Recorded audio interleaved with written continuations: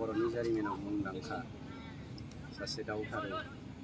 मुंख्लं बिजाब्रांनि जोलुर बादायलायनायनि देग्लाय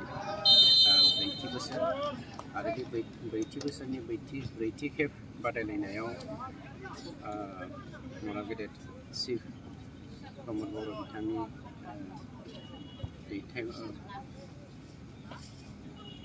बे हाबाफारिसिम बाहागो लानो थिनहरनाय बायदियै बाहागो लानो मोननानै खोब गोजोननाय मोनदों। मानोना दिनै जोंनि सरकारा मोनसे डिसिसन लादों जे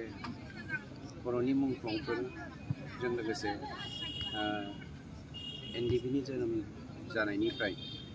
2020 मायथाइनि 27 जानुवारि जोंनि जा थामथि बर' सानथि एकर्ड बे एकर्डसिमहालागै जोंनि जा लिरनांगौ जारिमिन बे जारिमिनखौ लिरनानै सेबखांनायनि थाखाय मोनसे कमिटि बावैसोनो बानायना होनाय जागोन आरो बेफोरबायदिनो जोंनि मुंख्लं बिजाब्रांजों लोगोसे जोंनि गिदिर मुंख्लं बंफोरा बिथांमोन गासैबो साफ्रोमबो बर'नि जोहोलावजोफोर